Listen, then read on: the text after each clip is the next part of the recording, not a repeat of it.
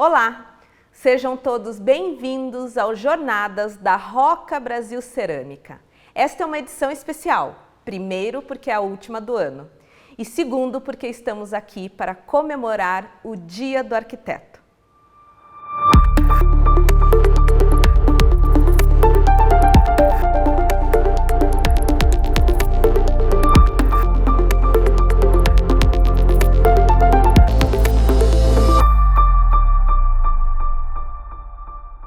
Eu sou a Cristi Silva Schulka, Marketing Manager da Roca Brasil Cerâmica e hoje estamos aqui no espaço gourmet do nosso showroom que logo passará por uma reforma e trará todos os lançamentos de 2022. Realmente é um privilégio poder trocar experiências com pessoas tão incríveis e hoje nós vamos fazer uma viagem pelo mundo da arquitetura.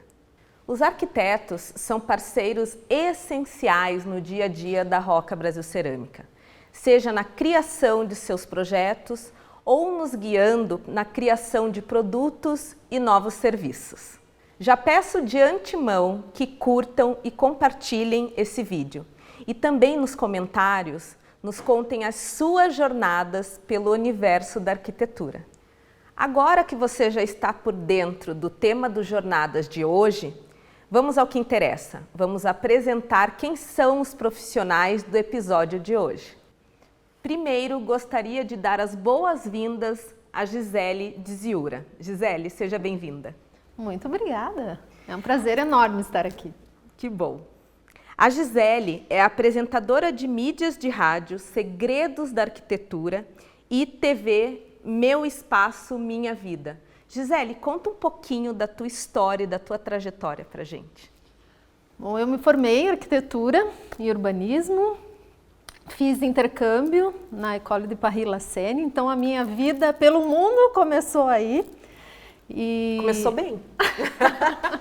Então a minha visão pelo mundo começou aí. E desde lá eu não parei mais, porque eu acho que a vivência pelo mundo ela é fundamental para abrir novos olhares, novas vivências, novas experiências. Que bacana.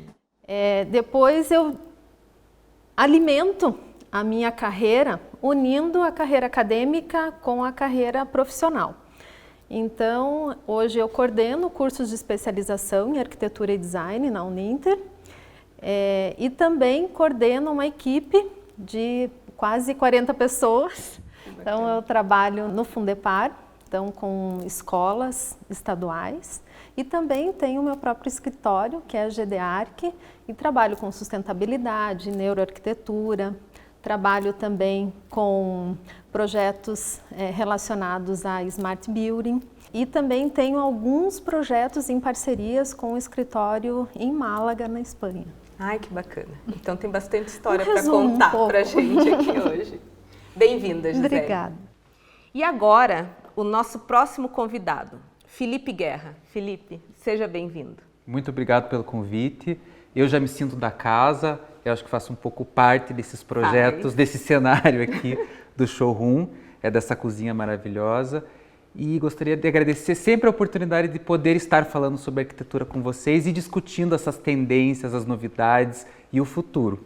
O prazer é nosso. O Felipe, ele é um dos mais renomados arquitetos e urbanistas do Paraná, cenógrafo, diretor de arte, carnavalesco e também é sócio do Jaime Lerner Arquitetos Associados e de outro escritório, o Arquitecto. Felipe, conta um pouquinho da tua trajetória, da tua história e como que você consegue encaixar todos esses papéis na tua rotina.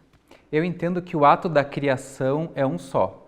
Você fazer o desenho de uma joia, fazer o desenho de um prédio, pensar numa cenografia, num carnaval, o ato do pensar, do criar, ele é o mesmo. Então, a complexidade é a mesma. A questão é quando a arte entra mais do que a função ou quando a função é mais importante do que a estrutura. Então, é só entender as proporções corretas dessa receita para que tudo funcione direitinho. Porque tudo nasce do projeto criativo. Tudo nasce das referências que a gente tem, né? Por isso que é importante, como diz a Gisele, viajar, conhecer o mundo, ter as referências, pesquisar, estudar, ter tudo isso dentro da cabeça para que a ferramenta do cérebro faça, recrie, reconstrua essas pontes e desenvolva coisas novas, coisas inéditas. E então, sendo elas uma residência, um prédio, a ponte, um cenário, tanto faz. O que importa é você estar preparado para criar isso tudo. Eu já quero fazer pergunta, mas vamos lá, vamos apresentar todo mundo antes.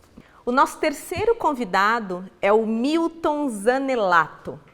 Ele é formado em Arquitetura e Urbanismo pela Pontifícia Universidade Católica do Paraná, é pós-graduado em Comunicação Pública e hoje ele é presidente do CAL Paraná. Milton, seja bem-vindo. Conta um pouquinho da tua história pra gente.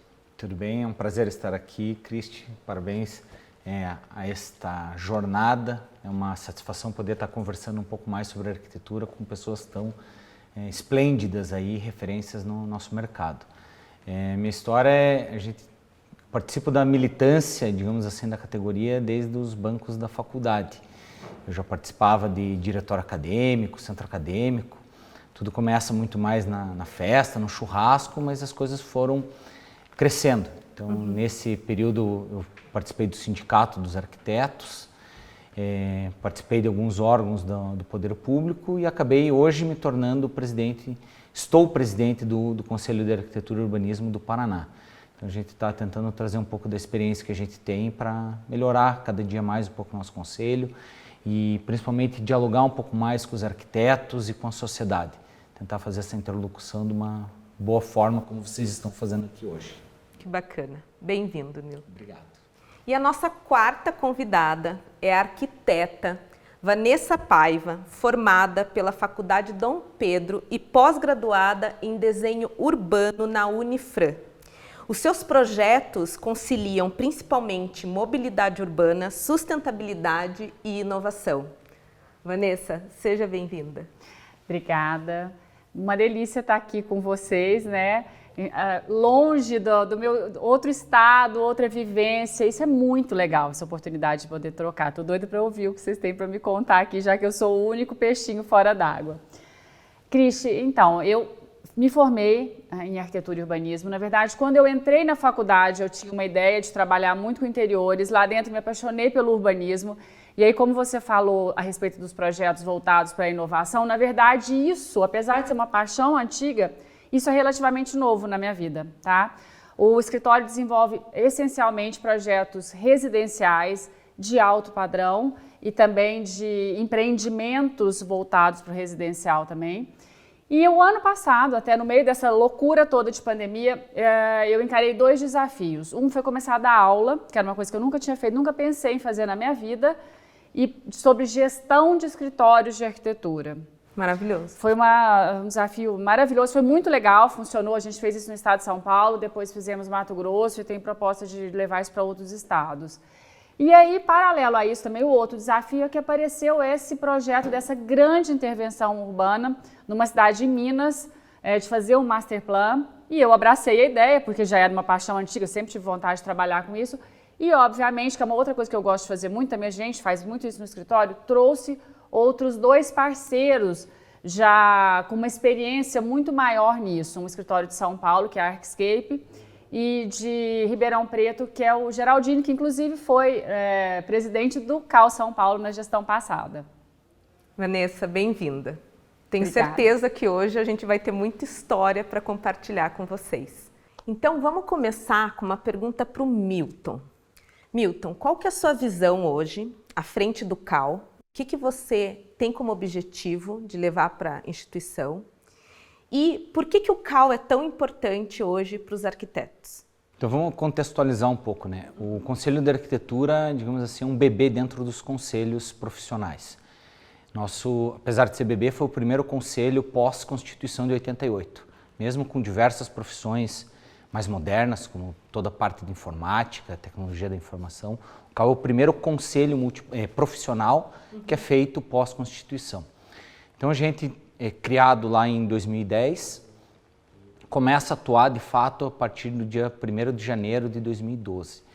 Então nesses primeiros anos, digamos assim, foi um engatinhar do conselho. A gente esteve num processo principalmente de maturação interna, aprender as nuances da profissão, porque antes a gente estava no sistema Confe-Acrea, que era um sistema multiprofissional. Então a gente entende que hoje o Conselho já começou a ter a sua maturidade, já começa a engatinhar, sai do engatinhar e começa a andar com pernas próprias. Então, o que a gente imagina que é uma das funções do Conselho agora? Começar a se abrir para a sociedade. Nesse primeiro momento, o Conselho estava muito internamente resolvendo protocolos, entendendo como funcionava a fiscalização, processos éticos, disciplinar a profissão, contatos com as universidades, e agora a gente entende que é o momento do CAL começar a se expandir, começar a atuar de uma forma mais permanente na sociedade. Então, a nossa gestão hoje vem um pouco nesse perfil de começar a abrir as portas, sair principalmente da capital. A gente estava com uma gestão muito voltada ainda à estruturação administrativa e agora a gente entende que é o momento de começar a dar novos passos. Então o objetivo é justamente de começar a conversar mais com a sociedade, fazer a valorização profissional, começar a esclarecer para a sociedade a importância do arquiteto.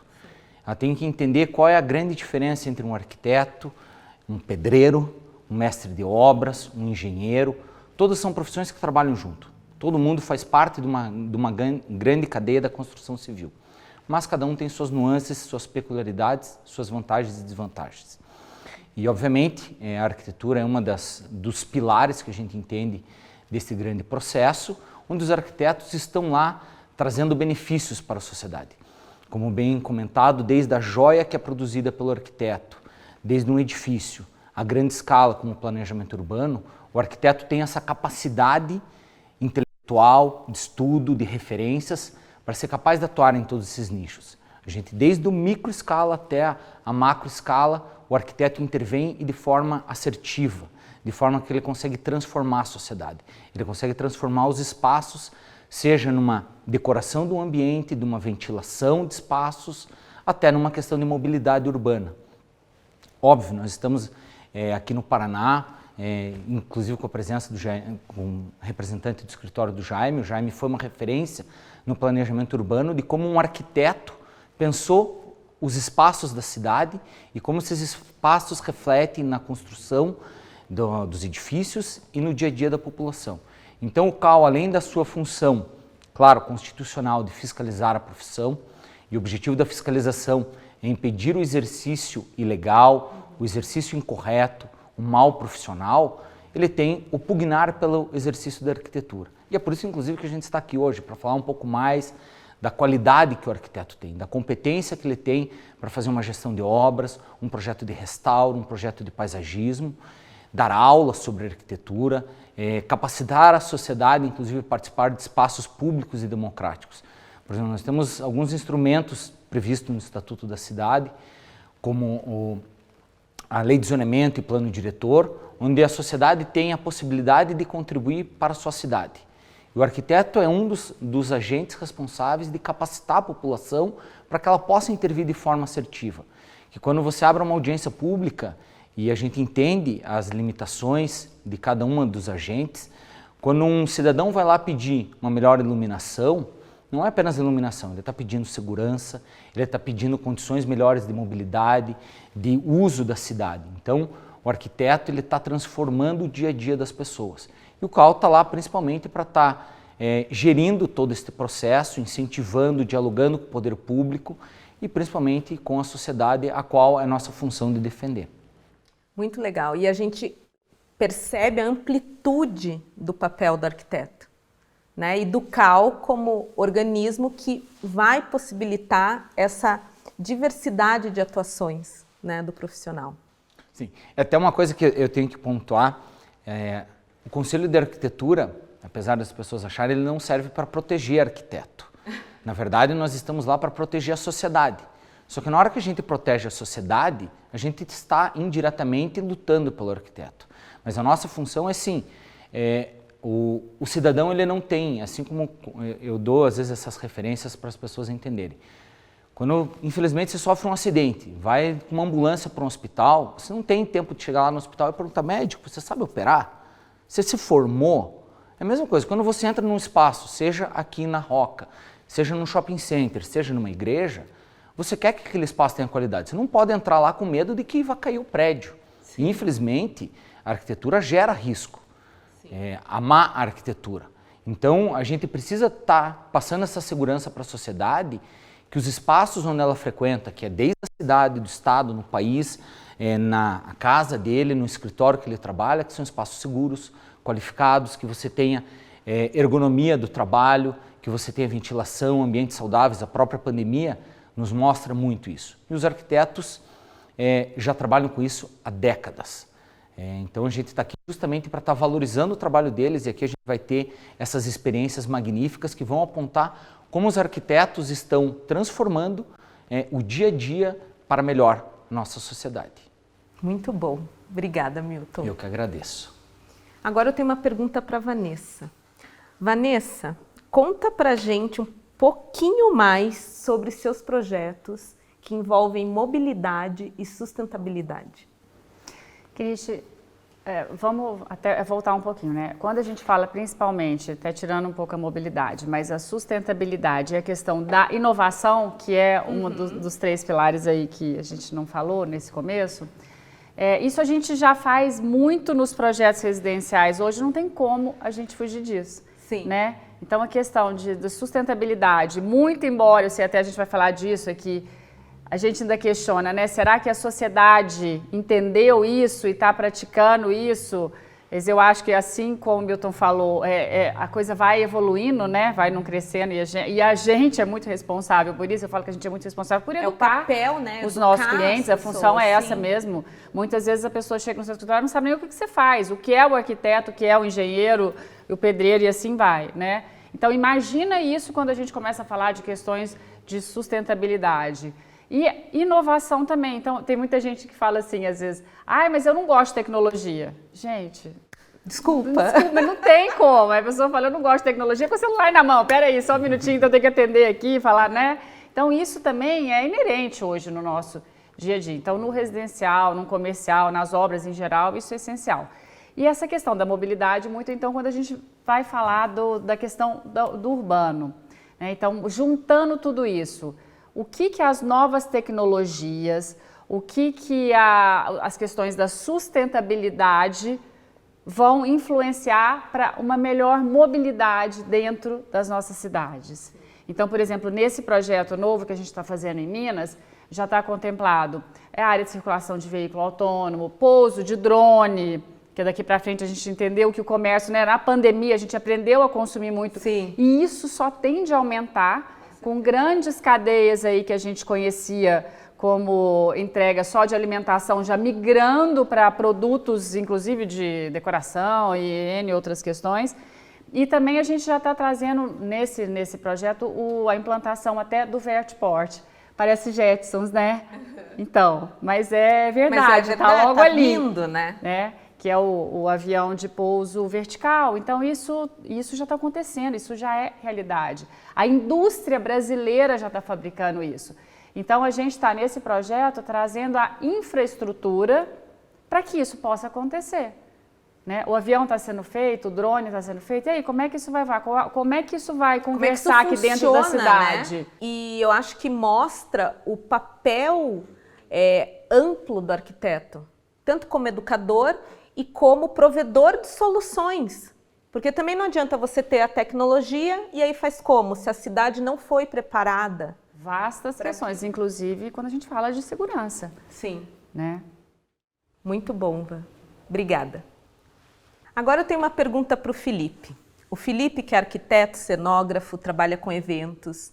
Felipe, nas tuas andanças e nesses projetos inovadores, conta uma história para a gente de um projeto que tenha envolvido cenografia, que tenha sido um evento maravilhoso. E a gente queria entender não só do projeto, mas o que você sente quando você percebe que aquele processo criativo, ele nasceu, ele tomou forma e ele, de fato, está emocionando as pessoas que têm acesso a ele. Conta pra gente uma história que possa exemplificar isso. Você perguntou já respondendo um pouco, né?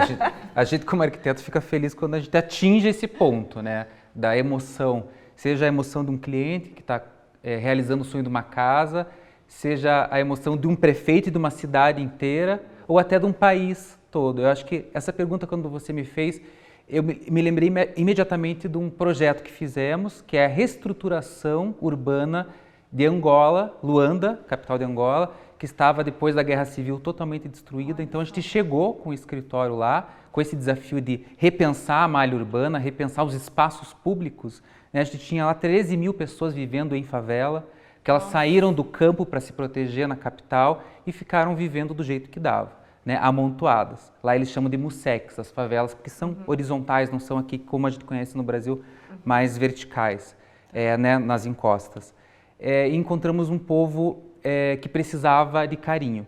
Então, quando a gente chegou, para eles a gente era invasor. Então a gente só conheceu a cidade praticamente dentro do carro. A gente não podia tirar foto, não podia sair para tirar foto porque aquela população estava com medo, machucada, sofrida, digamos assim, né? Com ego ferido, sem ter orgulho da cidade.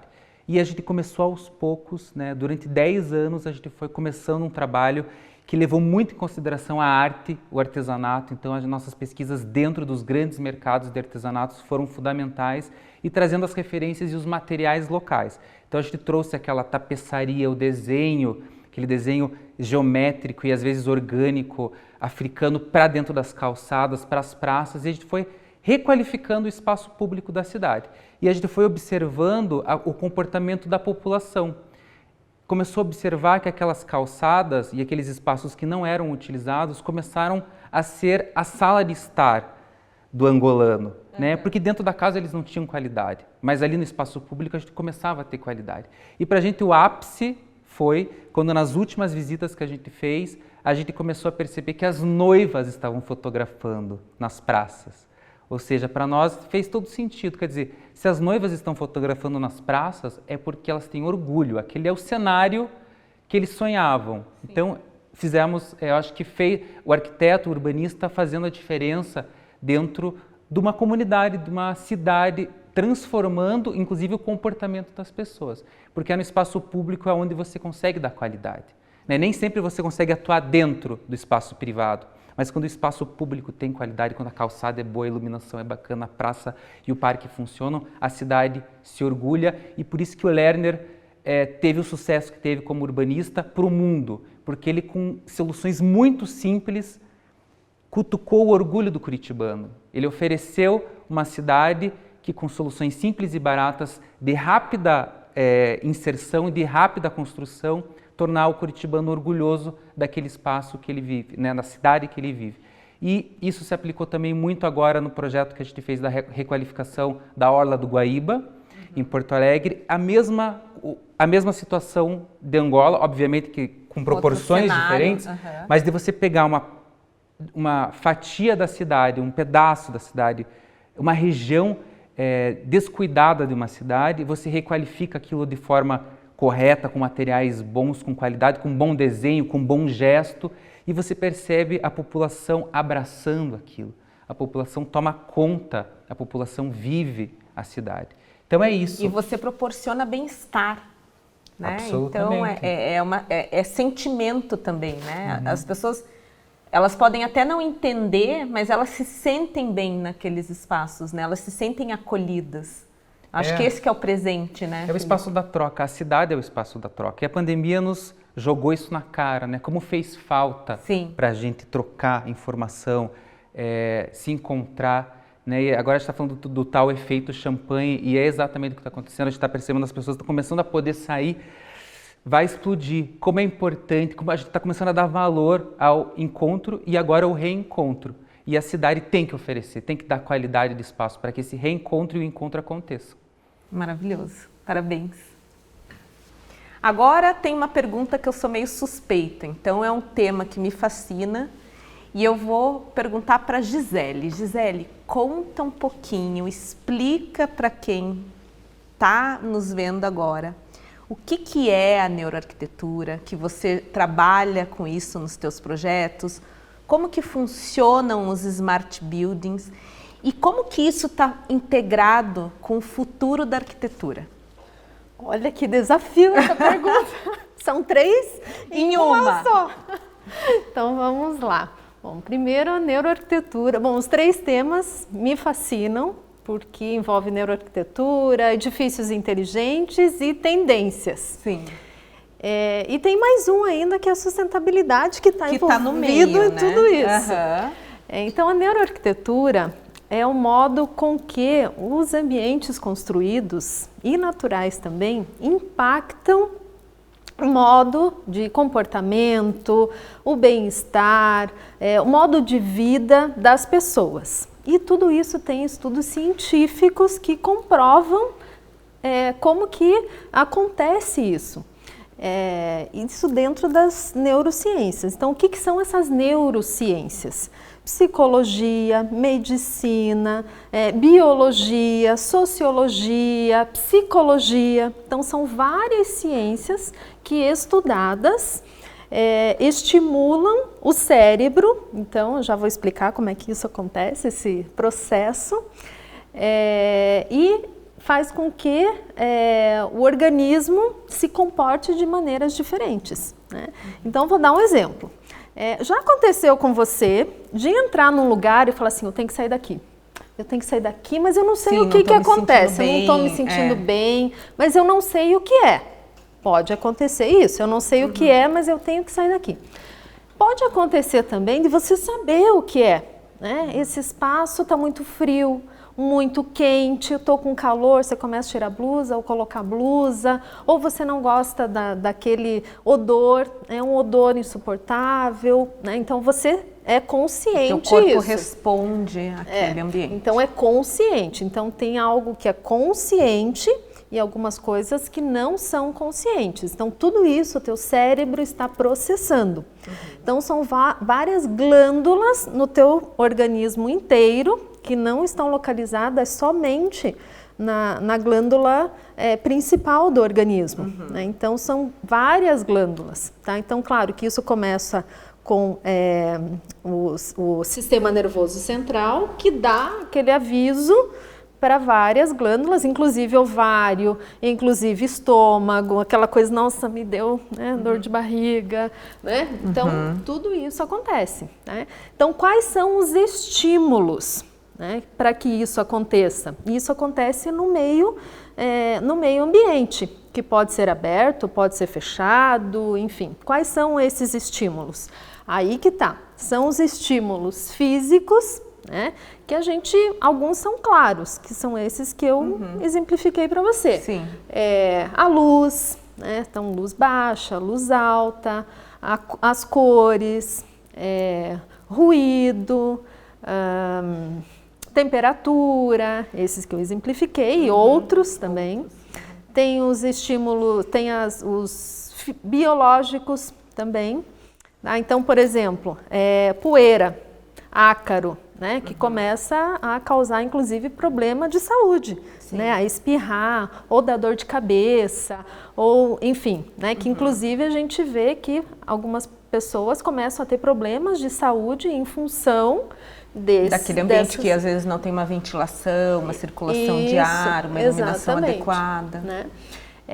Tem as questões químicas, né? Então às vezes um material que tem composto orgânico volátil, por exemplo, que tem uma toxina, que tem formaldeído, que tem algum composto, né, na sua substância que não é adequado para a saúde.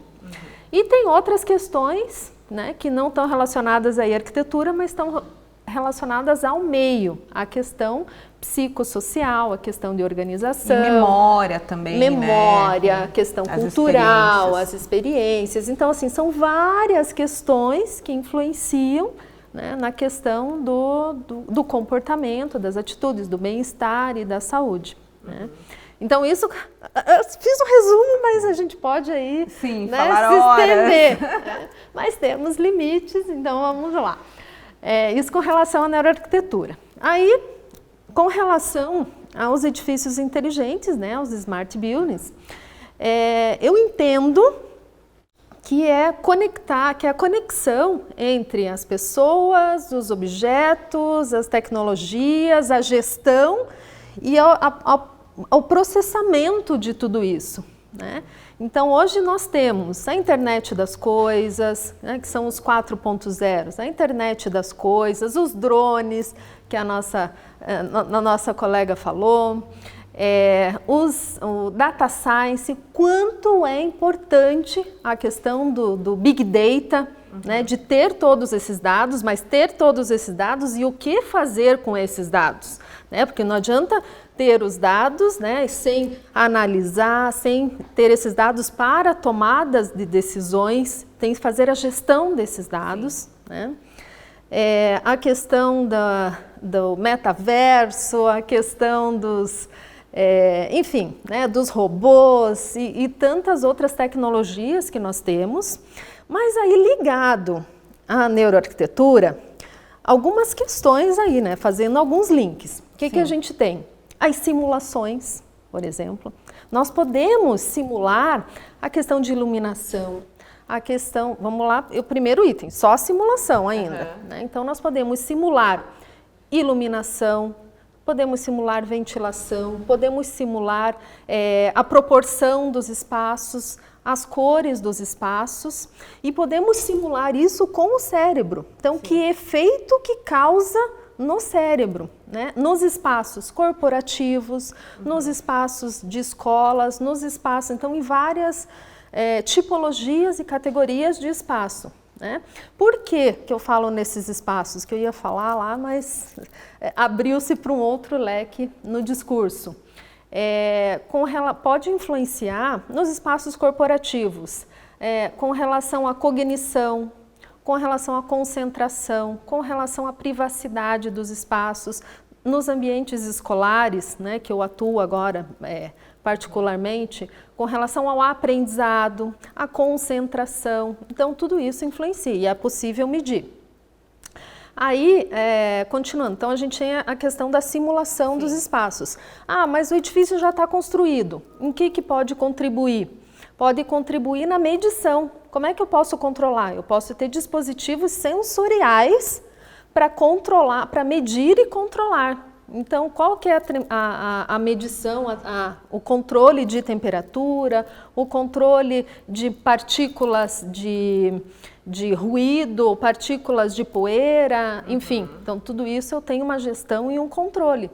E aí isso diminui, por exemplo, pode diminuir ou pode minimizar problemas com relação ao bem-estar, problemas com relação à saúde. Então, são alguns dos links que a gente pode fazer aí. E no futuro, cada vez mais, a gente pode ter menores riscos de problemas relacionados à saúde e maior qualidade de vida e bem-estar. Porque a gente pode experimentar, né? Então, através da simulação, você pode pegar aquele núcleo de convivência, né? Ou seja, uma casa, ou seja, um escritório, e simular como que vai ficar e quais são as reações. Exatamente. Né? Então, está tudo linkado. Eu lembro que um tempo atrás estava conversando com o Felipe e a gente conversava justamente a importância que a neurociência tem quando aplicada à arquitetura, porque ela consegue comprovar, às vezes, estudos que a gente chegava a algumas conclusões pelo que era dito de forma consciente. Exatamente. Né? E a grande sacada da neurociência aplicada à arquitetura é que você vê reação inconsciente fisiológica. Então, o corpo fala, né? É o famoso corpo responde. Exatamente. Hoje a gente sabe, por exemplo, só dar um dado, né? Que a questão da aplicação da vegetação, dependendo da quantidade, do local certo, porque tudo isso exige um projeto, exige um estudo, mas se você trabalha com a biofilia, tem vários níveis da biofilia também, num espaço corporativo você pode melhorar 6% da concentração daquele ambiente nas pessoas, da concentração dos colaboradores. Então, esse é um dado, já é um estudo. Já é um estudo.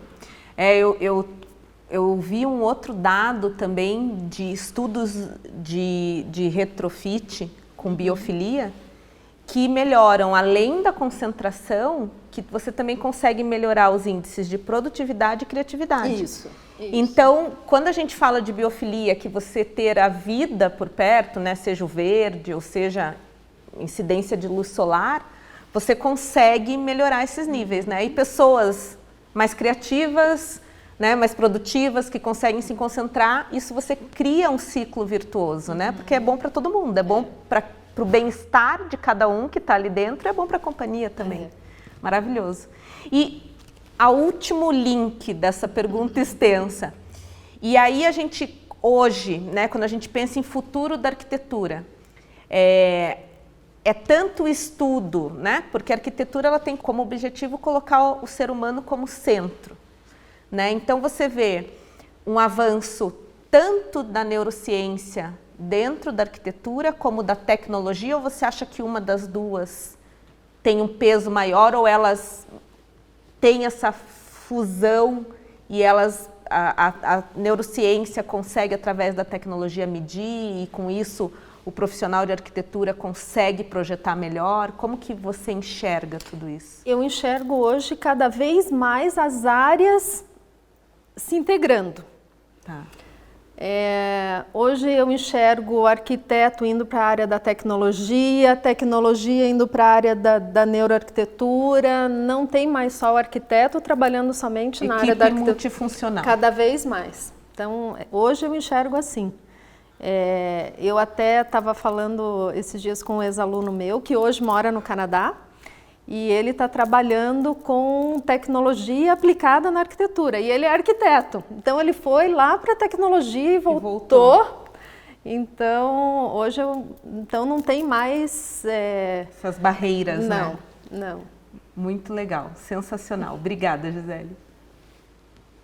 Agora, vamos seguir com um bate-papo com todos os nossos convidados. E como no último bloco a gente trouxe um tema que é super atual e super provocativo, a gente teve alguns convidados que ficaram com vontade de falar sobre o tema também. Principalmente sobre a união de tecnologia com as neurociências aplicadas à arquitetura. Felipe, neurociência e tecnologia. A tecnologia é importante. A gente fala de smart cities, smart buildings, smarts, mas assim, a inteligência, a cidade inteligente, o prédio inteligente, ele não depende só da tecnologia. A tecnologia é um dos layers desse universo. A boa arquitetura, um bom projeto de urbanismo, ele independe da tecnologia. A tecnologia vem a agregar. A gente tem que lembrar que não é só a tecnologia... A tecnologia é meio. Não é só a tecnologia que torna a cidade uma cidade esperta ou uma cidade inteligente, não é. Né? A gente ainda tem que falar de sustentabilidade, de respeito ao meio ambiente, né? Da identificação dos fundos de vale, da criação de espaços públicos com qualidade. As cidades de hoje, do futuro e do passado não são tão diferentes, né? Então a tecnologia está vindo aí para ajudar, otimizar e melhorar. Porém, um bom projeto ainda é fundamental, né? Parte-se de um bom projeto e a tecnologia é a cereja no bolo. Porque a tecnologia, ela responde ao que o processo criativo, ao que o cérebro humano quer realizar, né? A tecnologia, a inteligência artificial, ela responde a um comando, né? Então, a inteligência, de fato, ela está nesse processo criativo de ser funcional, de buscar a solução. E agora você ter a capacidade de fazer essas medições, que é um pouco que a neuroarquitetura, a neurociência traz, né? A gente não tinha. A gente sabia algumas coisas, Piaget, estudo, psicologia das cores, a gente já tinha uma ideia. Mas agora a gente tem como comprovar que isso realmente acontece, que o corpo reage, que a gente transpira, que a gente se emociona, e a gente está conseguindo medir isso. E isso agora, esses dados podem ser realmente muito importantes para que a gente comece a pensar e repensar nos espaços, né? Para que a gente tenha espaços melhores de trabalho, de lazer, de vida. E no fundo, isso está no core da arquitetura, né? Que é proporcionar bem-estar para as pessoas. Na verdade, a neuroarquitetura, enquanto existência, sempre existiu, desde os primórdios dos tempos. Agora, enquanto ciência, faz uns 25 anos mais ou menos. Então, enquanto estudo da neuroarquitetura, começou faz pouco tempo. Mas ela sempre existiu, desde os tempos das cavernas. Por quê? Porque enquanto espaço existente, enquanto estímulo para o homem, sempre existiu. Sempre respondeu. Exatamente. Então, sempre aconteceu isso. Agora, a questão do design centrado ao usuário, enquanto arquitetura, enquanto homem, né, seja no espaço, seja na cidade, eu sempre faço a seguinte pergunta, né, tanto para os meus alunos, quanto para os meus clientes, para os alunos enquanto clientes hoje, o que é mais importante? Né? Quem que vai usar o espaço? É o homem, né? É o homem. Na cidade, quem que usa o espaço? É o homem. Então, o que a gente precisa? Cada vez mais cidades mais sustentáveis. Não são cidades sustentáveis, são cidades mais sustentáveis. Cidades mais inteligentes. Né? Então, cidades, no fim, são as cidades mais humanas. Exatamente. Então, no final das contas, as cidades mais sustentáveis, cidades mais inteligentes, igual, cidades mais humanas. Perfeito. Eu acho que também uma palavra que diz muito sobre a qualidade das cidades é a diversidade. Diversidade em todos os aspectos. Diversidade de renda, coexistência, diversidade de credos, tribos diferentes, diversidades de alturas. Então, a cidade boa é aquela cidade que tem tudo isso misturado, onde as coisas coexistem, né? A gente e o homem já experimentou caminhos diferentes, né? A gente já tem no caminho da história do urbanismo testes onde a segregação foi testada e não geraram boas cidades. Quer dizer, a gente ainda gosta de estar junto, né? A gente precisa misturar. Quando você segrega, quando você separa, você gera gueto. Isso não é bom, porque daí você gera insegurança, você gera todos os problemas e as mazelas que a gente tem hoje. Então, o convívio entre os diferentes torna as cidades ricas. Por isso que a gente gosta das cidades da Europa, onde a gente pode descer para comprar um pão na esquina, né, onde a gente não tem que pegar o carro. Andar na rua, né? Andar na rua, vivenciar calçada, a cidade. Calçada, né? Mas isso a gente chama de vitalidade urbana, né? A vida da cidade acontece quando as pessoas estão na cidade, utilizando a cidade. Então essas são as cidades mais humanas, né? E deixa eu colocar um pitaquinho aqui. Seguindo nessa toada, falem mais sobre arquitetura é bem-estar, arquitetura e bem-estar, como que é a relação? O Felipe já falou um pouco sobre isso, né? Bom, todo mundo aqui falou sobre bem-estar e acho que o Felipe, quando contou a experiência de Angola, o tempo todo você falava até nessa questão do uso da cidade, trazer o bem-estar. E uma coisa que vem muito na minha cabeça, que eu acho que vem até acima disso, do resultado desse bem-estar, é um resgate de autoestima. Isso é sensacional. A gente fala muito, né, desse empoderamento, a gente fala muito hoje do empoderamento feminino, mas não só isso, nessa diversidade de você se empoderar daquilo que você é, né, entender a sua origem, esse resgate, e isso recupera a sua autoestima. Então, o lá fora fazendo com que você atue diferente até dentro do seu espaço, da sua família, desse espaço menor, porque aquilo foi resgatado lá fora. Muitas vezes, para quem não tem, né, como resgatar isso dentro do espaço íntimo. Eu acho, além até do bem-estar, esse resgate de autoestima também. E a arquitetura, sim, com certeza, é fundamental para o bem-estar, né? Se me permite uma contribuição, essa talvez seja uma das importâncias que a gente vê do arquiteto. Para a gente não é simplesmente, por exemplo, na hora que você vê uma parede aqui da cozinha, não é 4 metros quadrados de azulejo, não é. Não é simplesmente uma técnica, por isso que a tecnologia às vezes ela vem por trás. A arquitetura a gente faz, é uma profissão muito mais de humanas, a gente tem que sentir o espaço, a gente tem que sentir o local. Quando você vai construir uma casa, por exemplo, para o arquiteto, não importa simplesmente, meu terreno, eu quero ver qual é a paisagem, onde que está batendo o sol, aonde que eu estou no país, porque uma casa feita em Curitiba, a gente sabe da importância aqui da fachada norte para quartos. Quando você vai para o Nordeste, é o contrário. É o contrário. Para Então, São José do Rio Preto, onde eu estou, não precisa nem tão longe. Então, porque essa parte da tecnologia que ela colocou muito bem, o computador, a regra, a casa tem que ter 8 metros quadrados de cerâmica na parede do banheiro, assim, ponto. Ele não vai fazer essa experimentação para ver, tá, mas quem é a família que mora lá? Quem é o usuário daquele espaço? O que eu preciso naquele espaço? É um espaço corporativo? É um espaço residencial? Então essas são algumas capacidades que o arquiteto tem habilidade para lidar com isso. Ele consegue chegar num ambiente, a gente chegar aqui, olhar esse espaço magnífico e dizer, pô, foi assertivo aqui, olha que bacana, isso aqui está combinando com isso aqui está dessa forma, essa cerâmica está desse jeito.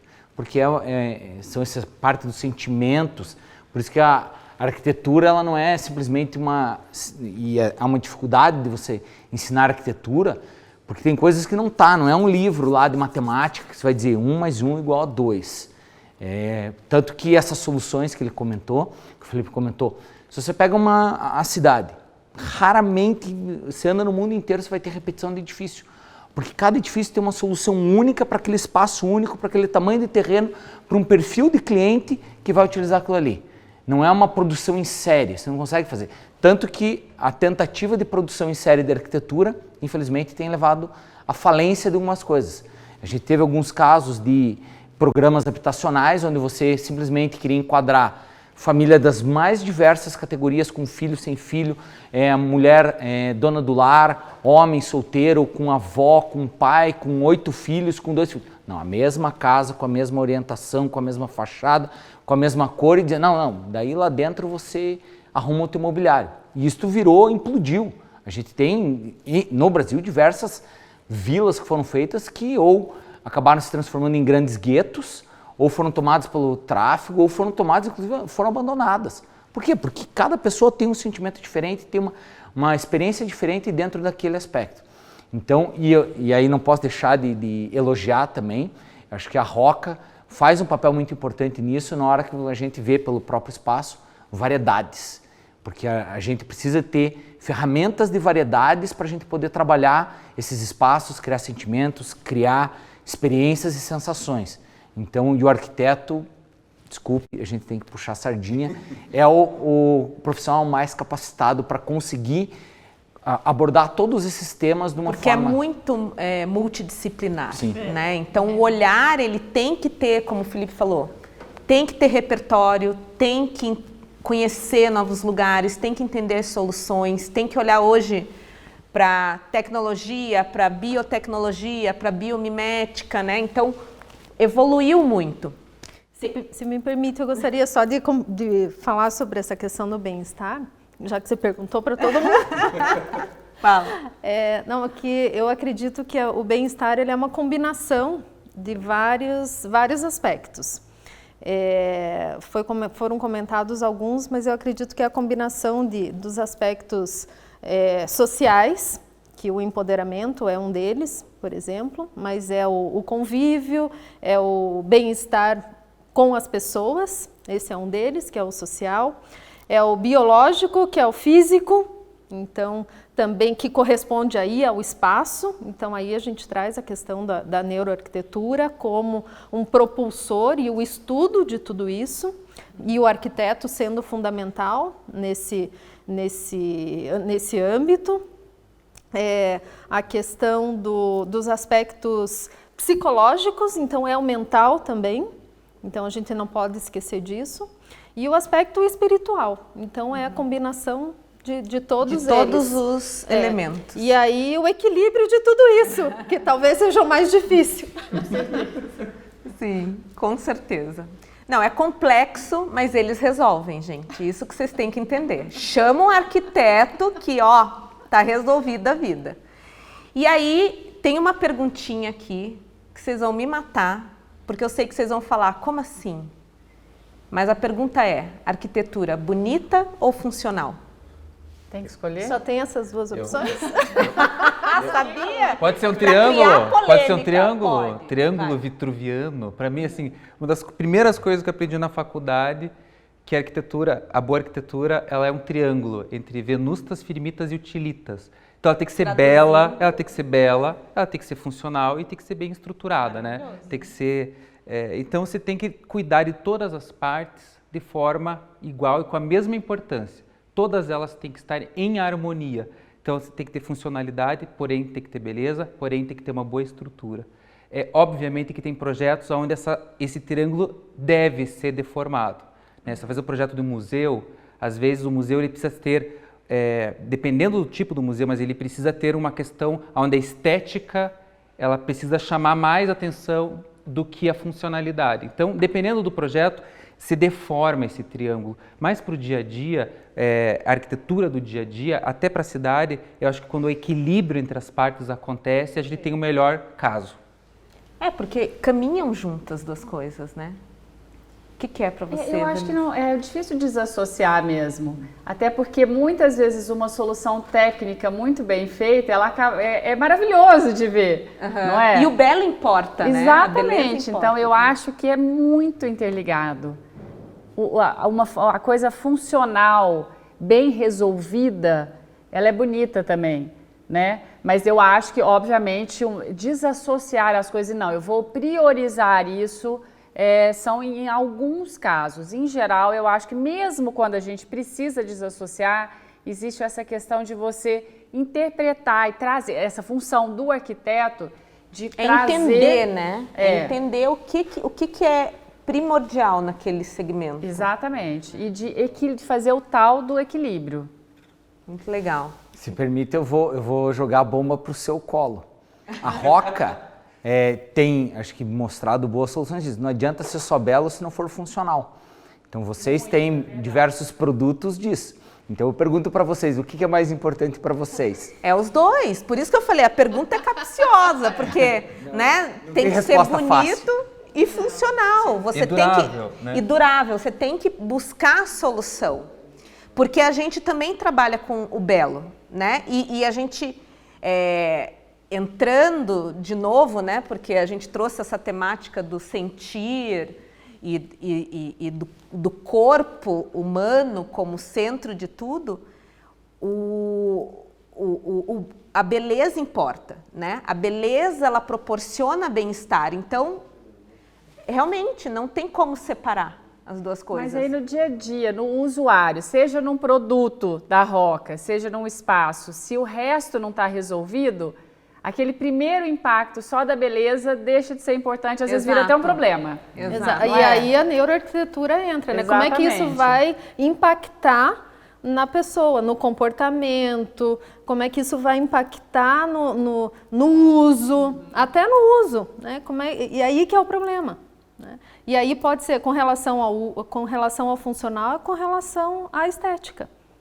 E eu já diria o seguinte, que tem um quarto item aí, porque o Vitruvius depois ele teve o quaternário, depois de um tempo.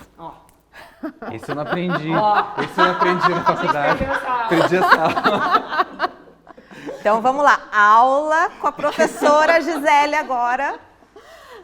Mas vocês usam no projeto, tenho certeza, mas só falta o quarto item aí. E qual que é o quarto item, que é o gente? Lugar. Ah, o lugar. Que é o meio. Da Vinci esqueceu do quarto lugar, gente. Mas isso que ela comenta é bem importante. Que é o lugar, porque a gente tem a estética, né? Que a gente tem o funcional, a função, o uso, que a gente precisa de uma técnica, senão a gente não coloca uma lastra em pé, não é verdade? A gente precisa de uma técnica, né? E a gente tem um lugar, aonde que a gente vai colocar isso? A gente não coloca em qualquer lugar. E a gente não coloca, a gente tem os lugares específicos para colocar, né? Uma lastra, a bancada da mesa, o dimensionamento, tudo isso, né? Que é a questão do lugar, seja num espaço interno, seja num espaço externo, né? O Felipe estava falando da cidade, né? A Vanessa estava falando da cidade, dos espaços abertos. Então, esse quarto elemento, que é o quaternário, que é o meio em que está inserido, que a gente não pode esquecer nunca. Muito bom. Aí você vê isso em alguns espaços. Você vê, às vezes, uma própria cozinha como essa. Uma cozinha desta é diferente de uma cozinha de um restaurante, de uma cozinha que você vai ter na tua casa.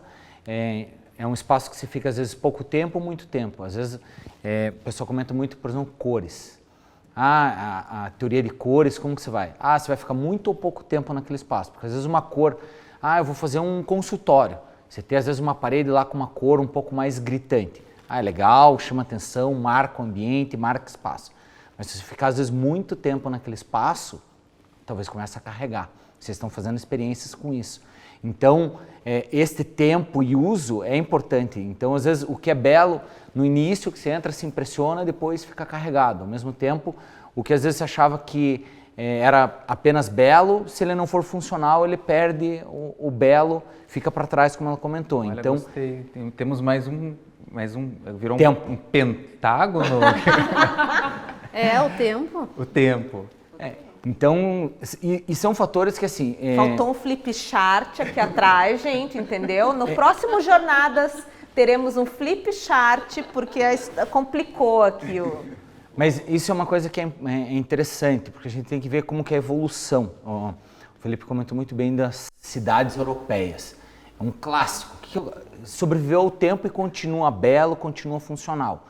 Algumas experiências, às vezes, não resistem ao tempo, porque justamente era uma situação pontual e que aquela solução pontual não serve, às vezes, para um longo prazo.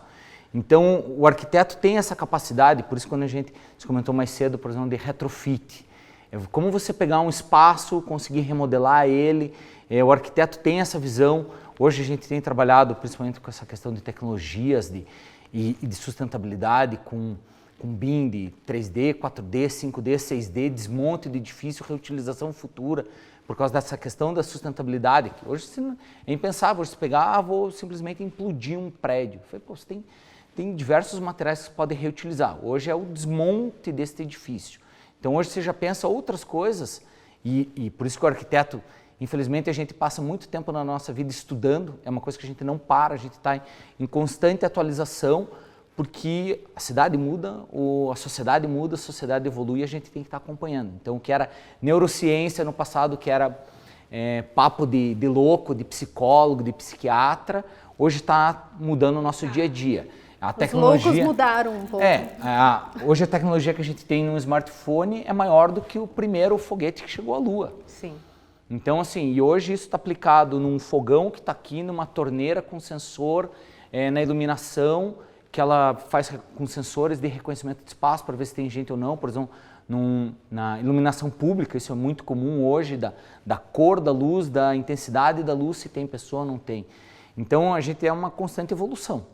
E os arquitetos estão aí para auxiliar nesse processo. E, é claro, a gente tem que ter os bons parceiros que acompanham algumas mentes brilhantes que estão fazendo essa novidade. Essa novidade não vem por acaso. É estudo, experimentação para a gente conseguir chegar a novas formas, a chegar ao inédito, a coisas novas. Então, a gente está aí tentando a cada dia produzir e criar coisas novas para vocês usufruírem. E falando de ineditismo, vamos ir além. Arquitetura, recursos naturais e soluções para o futuro.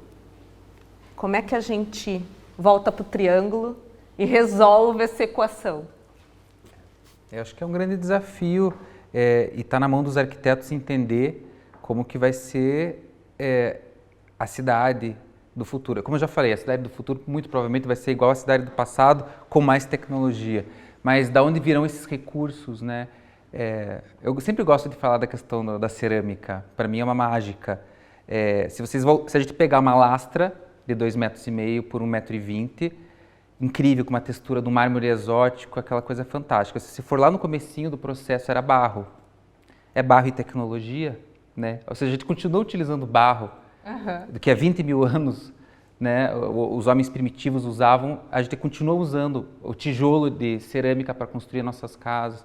Enfim, a gente ainda carrega soluções, mas as soluções às vezes muito ineficazes de construção, né? Eu quando faço o projeto de uma casa, que a gente levanta uma parede de tijolo e depois eu vejo o cara da elétrica e da hidráulica desmontando a parede inteira de volta para passar a tubulação, eu fico indignado.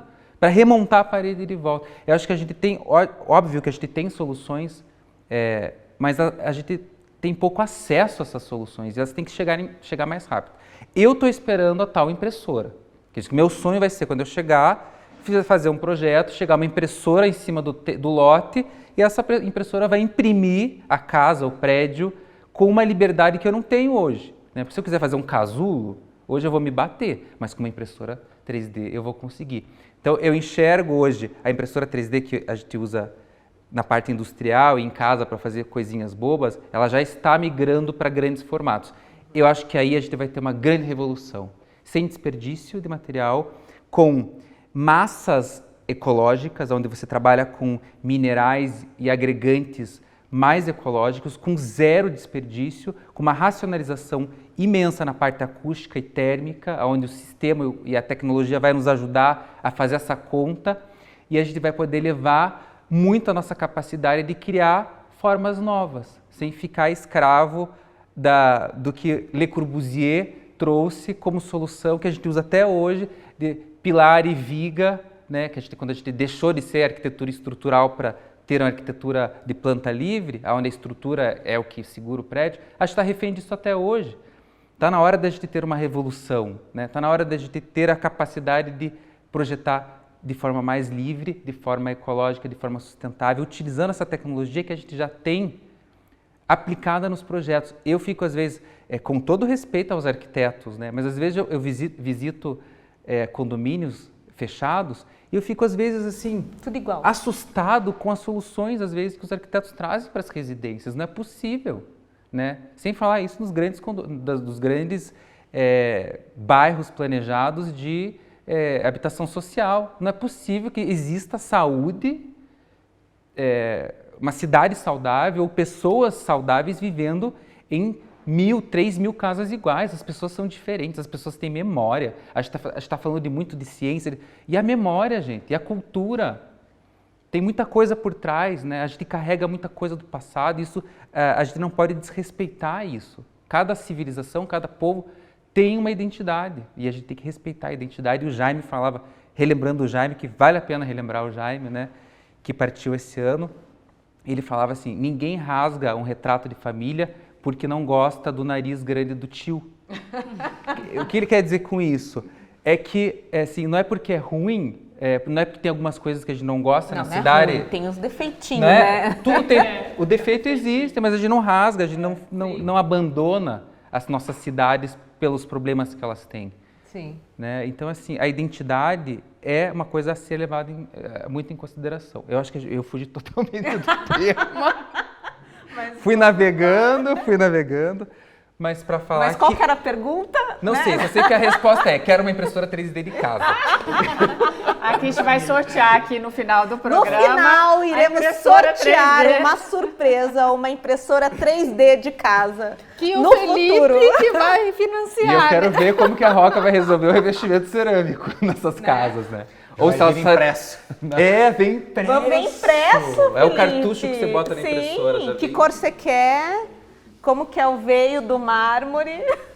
Cris, mas eu vejo algumas questões já vindo para ajudar muita gente nisso, nessa questão dessa otimização de aproveitamento de recursos em vários âmbitos. Por exemplo, o próprio sistema BIM. Né? Então, a gente projetar hoje usando o BIM, isso minimiza erro, isso minimiza desperdício.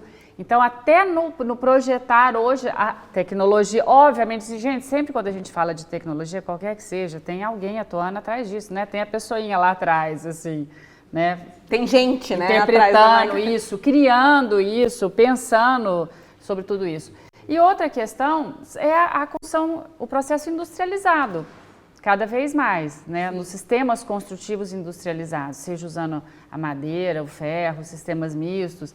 Aí se questiona muito até, principalmente num país como o nosso, né? E aí, para onde vai essa mão de obra? Essa mão de obra vai ser capacitada. Sim. Né? A questão toda é essa, a gente não pode deixar de encarar a importância de investir em educação. Então, e o BIM, seja na ele arquitetura, diminui... seja para quem está lá na frente, lendo o nosso projeto, lindo, bem pensado, né? Com os 4, 5 princípios ali contemplados, e você chega na hora, o cara não sabe ler projeto, quando o projeto está na obra. Não é? Então, essa capacitação de ponta a ponta do projeto à execução, extremamente importante. E vocês veem o BIM hoje amadurecendo, crescendo, porque Sim. o BIM, ele vem também para reduzir muito o desperdício que a gente tem hoje numa obra tradicional, né? A gente está na transição, né? Uma fase de transição.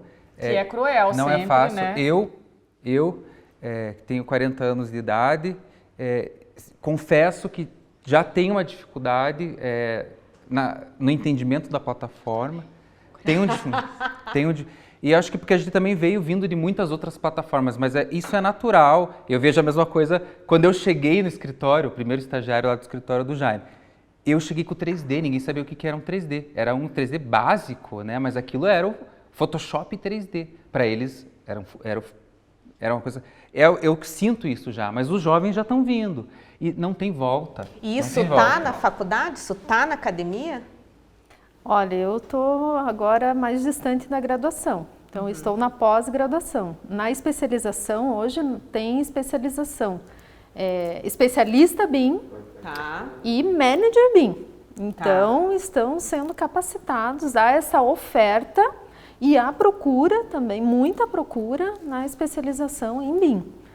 E hoje também, onde eu trabalho também, no governo, no estado, a gente tem toda uma transição, sim, para trabalhar em BIM. Então, o desafio para nós lá no escritório é entender o tempo da entrada do BIM no processo, né? Porque a gente ainda acha que ele, por ser uma ferramenta muito complexa, que ela pode limitar um pouco o gesto da criação, da criatividade. Então, a gente ainda começa no belo caderninho de desenhos, inclusive foi um presente do Dia dos Arquitetos que a Roca nos deu, que eu achei fantástico, sempre um bom presente para arquiteto. A gente desenha e depois entra para a tecnologia para nos ajudar. Muito bom. E agora uma pergunta para a Vanessa e para o Milton. Primeiro para o Milton. Qual que é o desafio da arquitetura no Brasil? São vários, mas talvez o principal, e dar um dado antes, né? O CAU Brasil fez um censo em 2015, a gente deve refazer esse censo a respeito da arquitetura, as pessoas que têm acesso à arquitetura. E a gente chegou a um dado alarmante, que 85% do Brasil não tem acesso à arquitetura. 85% do que é construído no Brasil não tem nem engenheiro e nem arquiteto. Uau! Então, assim, é um número muito expressivo, muito expressivo. E o principal, claro, se você for fazer uma estratificação desses dados, quem mais tem acesso hoje à arquitetura é a elite. E a arquitetura não é um produto exclusivo da elite, pelo contrário, todo mundo tem direito a uma boa arquitetura. Então, talvez um dos maiores desafios hoje da arquitetura é chegar a todos. O CAU, de uma forma geral, ele tem, inclusive, dentro das suas diretrizes, o incentivo ao que a gente chama do ATS, que é a habitação de interesse social. Então, dentro do nosso planejamento estratégico, o próprio CAU, todos os CAUs, inclusive o CAU-BR, milita a respeito da Lei de Assistência Técnica. A grosso modo, seria o SUS da arquitetura, onde famílias de baixa renda, de até 3 salários mínimos, tenham acesso à arquitetura, assim como tem acesso à saúde, tem acesso à justiça gratuita, que tenham acesso à arquitetura. A gente teve, se me permite dar um pequeno exemplo, nós tivemos a Casa da Dona Dalvo. Quem é da arquitetura tem estudado, que é um projeto que foi feito em São Paulo, onde foi justamente uma empregada doméstica que juntou recursos de uma vida inteira e contratou um arquiteto, um escritório de arquitetura para fazer um projeto belíssimo, com soluções baratas, porque era uma casa precária, com um lote com medidas muito restritas, com um programa de necessidades da família padrão até, e com uma solução magnífica. Então, assim, todo mundo tem direito à arquitetura. Infelizmente, a gente ainda tem algumas mazelas, algumas cicatrizes no nosso país. O Felipe comentou o caso de Angola, no Brasil, mesmo em Curitiba a gente tem favela, nós temos palafitas em Curitiba. Isso é uma realidade no Brasil inteiro e essas pessoas não têm saneamento básico. A gente tem, por exemplo, para vocês terem ideia, um programa que é sucesso, que não parece que nós estamos em pleno 2021, que é um programa Nenhuma Casa Sem Banheiro. No Rio Grande do Sul a gente tem que ter um programa, e a gente está tentando levar, inclusive nacionalmente, esse programa, para casas terem banheiro. Até porque na pandemia ficou algumas coisas muito gritantes, onde se dizia para as pessoas, lave a mão, use álcool, afastamento, isolamento social, e talvez a maior dificuldade hoje, eu diria talvez da arquitetura, é a arquitetura chegar a quem não é recepcionado por ela hoje. Famílias de baixa renda, não só baixa renda, no começo eu comentei ali do pedreiro, você tem classe média, você tem classe alta que não contratam um profissional. E a gente já teve, infelizmente, casos trágicos E volta e meia hoje com WhatsApp e celular na mão, você vê lá de apartamentos, prédios nobres da pessoa quebrando um pilar que é estrutural dentro da casa. E a gente já teve, infelizmente, prédios que vieram a desabar o prédio inteiro por uma intervenção equivocada.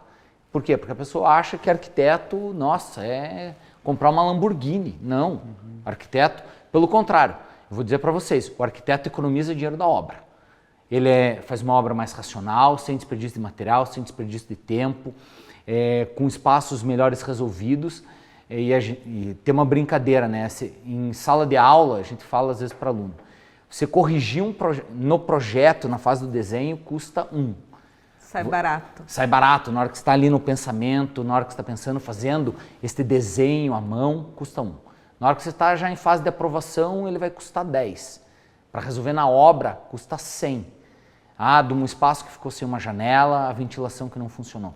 Então as pessoas, infelizmente, acabam às vezes procurando o arquiteto para resolver o problema depois que já, às vezes, não tem uma solução simples, não tem uma solução barata. Às vezes vai custar mais caro para resolver o problema depois do que se tivesse todo o processo com acompanhamento.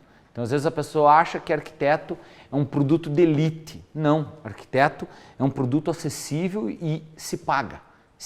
O custo de uma obra é comprovado, é mais barato, mais eficiente e mais rápido com um profissional acompanhando. Então, acho que esse é a minha visão. Um pouco do que a arquitetura ainda tem muito a evoluir no nosso país. Muito bom, Milton. Obrigada. Eu vou falar de duas coisas que o Milton falou e que eu acho que são os dois extremos da coisa. Você falou do pilar do edifício de luxo, eu escutei isso recentemente, tá? Parece que não, fala, mas existe, isso existe. Da mesma forma que a gente, no outro extremo, há pouco tempo atrás chegou no escritório também um projeto, uma cliente nossa falou que o sonho da funcionária dela de muitos anos era contratar uma arquiteta para fazer a casa dela. Então, assim, muitas vezes também a gente está achando que as pessoas ainda não têm a consciência disso e eu acho que isso vem aumentando. Sim. Então, muita gente já pensa, né, que eu queria ter um arquiteto para poder trabalhar, fazer. E o que eu venho sentindo muito nesse tempo que eu fui dar aula de gestão de escritórios, principalmente para jovens arquitetos, não só jovens arquitetos eu vi ali, tá? Mas na base sim, mas muita gente que estava com isso mal resolvido. Então isso é uma questão também, e aí que coloca essas duas situações de o arquiteto visto como muito produto de elite, ou o arquiteto nada valorizado. A gente vive muito isso. Então, os jovens arquitetos que estão entrando no mercado, a questão é muito essa, como é que eu entro, como é que eu começo, porque o meu projeto não tem valor, né? Eu não consigo vender. Então, eu acho que é muito legal isso, até o Cal fez isso, e a gente vê isso crescendo, essa questão da formação do arquiteto e da importância da gestão disso, né? Da gente se enxergar como empresas, da gente entender que a gente tem um financeiro, que a gente tem, por menor que seja, ou não tenho agora, mas eu acabei de formar, mas eu preciso começar a olhar para isso e entender que eu preciso me organizar para um dia isso tudo estar contemplado, né? O administrativo, o financeiro, o RH, o marketing e, enfim, tudo que eu vou precisar para fazer a gestão do meu escritório, por menor que ele seja. Entendi. E eu tenho visto um interesse muito grande. Dois temas que sempre aparecem dentro das BEA, dentro do CAL, o BIM e a procura por essa capacitação de gestão, de profissionalizar realmente. E a própria pandemia, né, com essa obrigatoriedade de ficarmos dentro de casa, mostrou muito isso, mostrou o principal desafio e os problemas que as pessoas têm em casa, né? Por não contratar um profissional. Então, Exatamente. Muitos perceberam que precisa de um olhar técnico, profissional, para conseguir resolver aquilo. Não é só mais ir para casa dormir. A gente fala que a pandemia, na verdade, para a nossa área, foi uma janela de oportunidades, né? Até para as pessoas entenderem Sim. o papel do arquiteto. Em todos os sentidos, exatamente. Maravilha. Eu posso fazer um complemento que eu acho que tem a ver com o universo da marca. Como eu tenho a possibilidade de trabalhar com vocês também a questão de pontos de venda e showroom, Vocês têm, né, os números também, assim como o Milton falou, quantos por cento, quase 80%, 85% do que se é construído no Brasil não é por projeto de arquitetura. No mundo no universo do revestimento cerâmico é a mesma coisa, né? Quantos por cento da metragem quadrada que vocês vendem vem pela especificação do arquiteto? Sim. É uma proporção mais ou menos essa, né? E daí você percebe também o que se vende quando tem a especificação do arquiteto e o que se vende quando não tem, né? Assim, aquele inconsciente coletivo do que é o luxo, do que é o bom, do que é o barato. Então é muito interessante e a gente tem essa mesma leitura e essa coisa também do entendimento do Brasil. O Brasil são muitos Brasis, né? Quando eu vou para o Piauí, que eu tenho um projeto que é uma ópera dentro de um parque no interior do Piauí, na Caatinga, se passa por várias cidades que certamente boa parte delas não tem o profissional. A gente também tem a concentração de arquitetos nas capitais, né? Às vezes falta o arquiteto, mesmo que a pessoa queira, talvez não tenha nem acesso ao arquiteto. Então tem muita coisa ainda para a gente melhorar nessa parte. A arquitetura não é luxo, a arquitetura é base, é básico. E isso volta ao início da nossa conversa, que a gente está falando de bem-estar, como o projeto do Rio Grande do Sul, que o Milton comentou, de toda casa ter um banheiro, que é básico, isso é saúde, né? Não é só bem-estar, e está tudo interligado. Muito legal. E agora uma pergunta para o Felipe e para a Gisele. Primeiro para o Felipe. Quais são as obras que te inspiram ou qual foi uma obra que você viu pelo mundo que mudou a tua forma de ver a arquitetura? Eu acho que isso acontece o tempo todo, é difícil determinar uma obra, né? Eu gosto muito, o que me inspira muito para a arquitetura que eu faço hoje, eu ainda estou amarrado à arquitetura modernista brasileira da década de 40, de 50, eu enxergo muito no que eu faço, eu resgato um pouco essa leitura que eu entendo que era um Brasil que tinha personalidade na arquitetura, a gente tinha valor como arquiteto, como arquitetura, como uma escola de arquitetura, e até hoje a gente carrega um pouco isso. Era uma arquitetura que utilizava recursos simples, mas eficazes, né? Onde você tinha paredes com elementos vazados para garantir ventilação natural, onde você tinha esse exercício do entendimento da iluminação natural como positivo, onde você tinha os térreos liberados para que as pessoas transitem, que as cidades sejam mais transparentes, mais leves, mais ventiladas. Então eu gosto muito disso, eu gosto muito desse movimento, desse momento do Brasil. E daí vem Niemeyer, Lúcio Costa, enfim, esses grandes mestres. Eu não posso também deixar de citar o Jaime como grande professor, esses quase 18 anos de convívio diário com ele, das coisas que ele ensinou também, onde a simplicidade estava à frente de tudo. Quais eram as soluções? Soluções simples, baratas. É o Brasil. Não é viável para o Brasil o metrô. Por que o Brasil tem que ter metrô se a gente não consegue pagar o quilômetro do metrô? Então a gente inventa, metroniza o ônibus. Então, sim, são soluções geniais, onde a simplicidade resolve. Por que eu tenho que fazer um piscinão ou uma grande obra para resolver as cheias de uma cidade? Se eu posso, ao invés disso, criar um lago e transformar esse espaço num parque e dar esse espaço para as pessoas.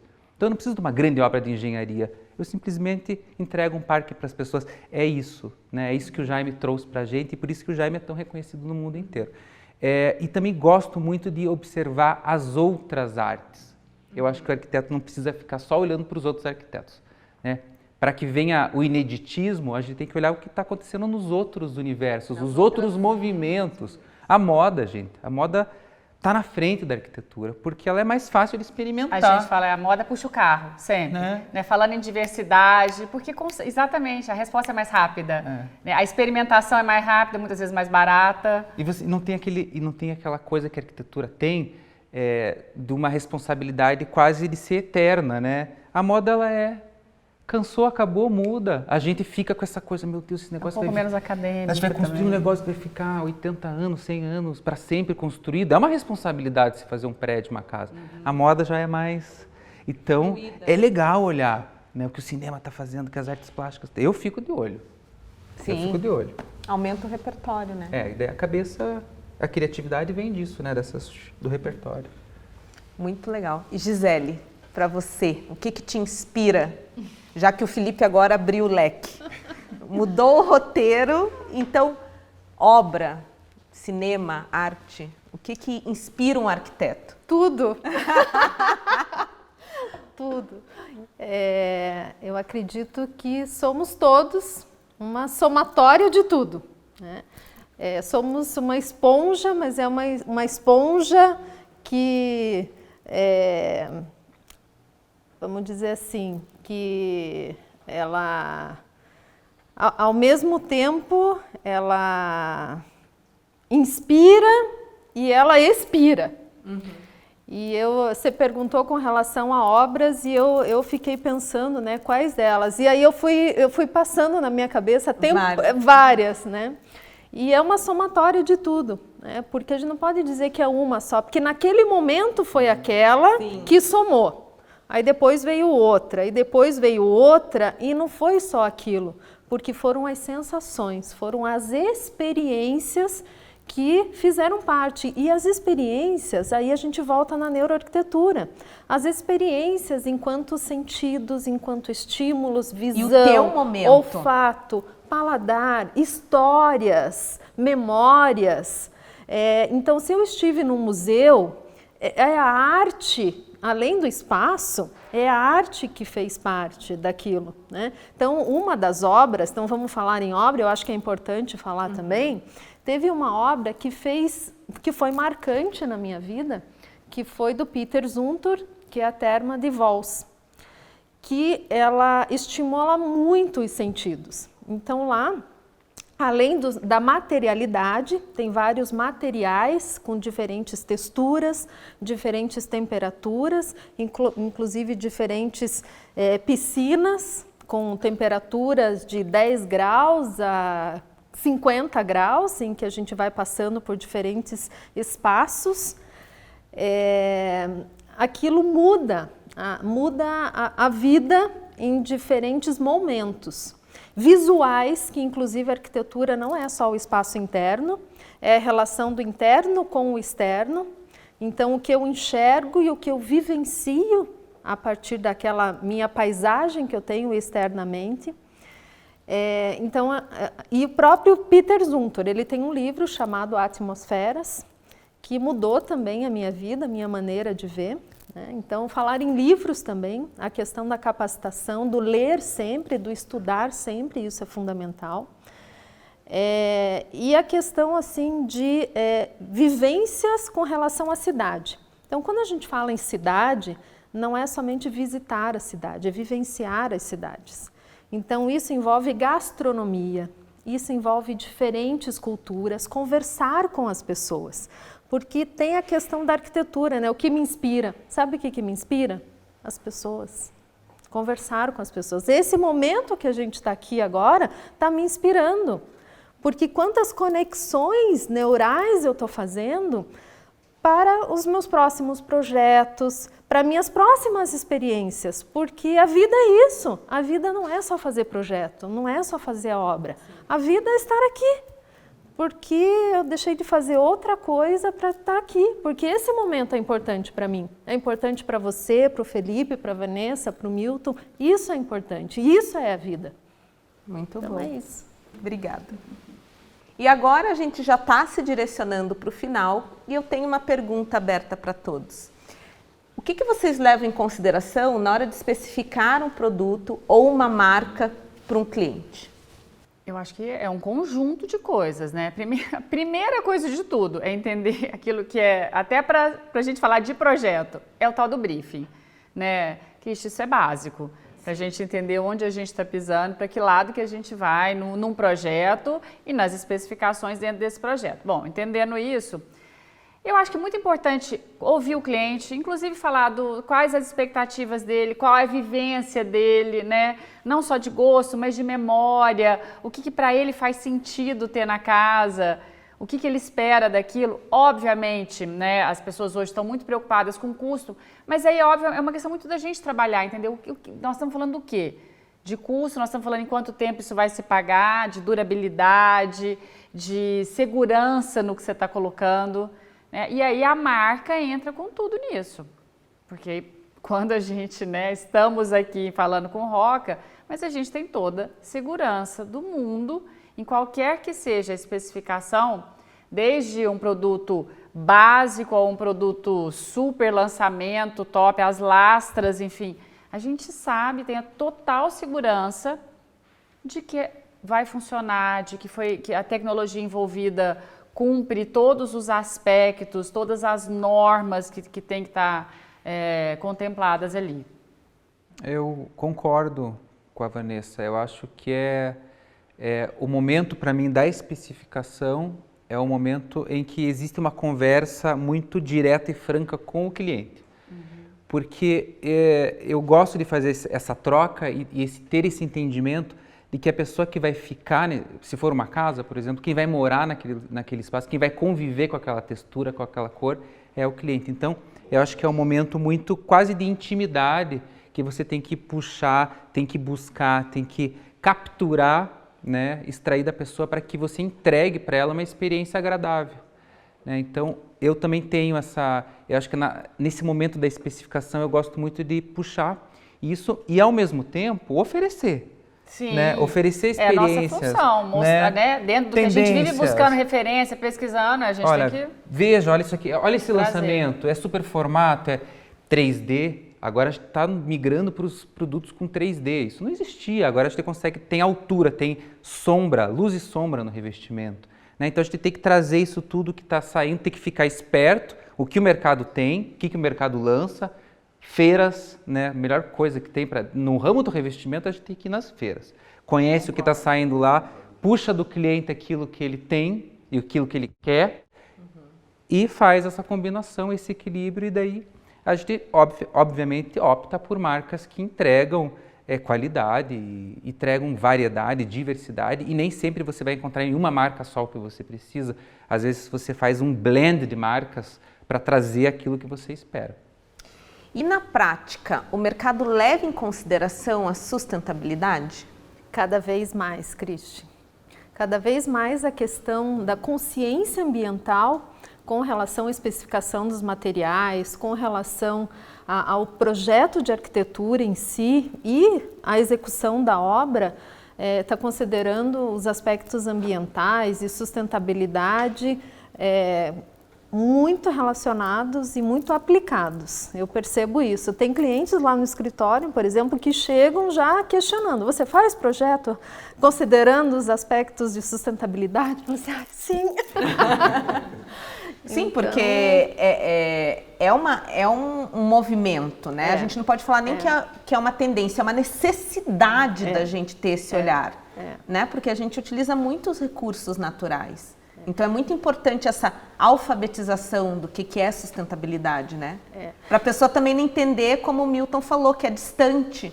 Né? E eu vou dizer o seguinte, não é somente a elite, então tem classe média, classe baixa, e eu fico realmente muito feliz. E quando a gente fala em arquitetura sustentável, também fazendo um outro adendo, não é somente, eu vou reutilizar água ou colocar a placa fotovoltaica. Isso é uma parte só.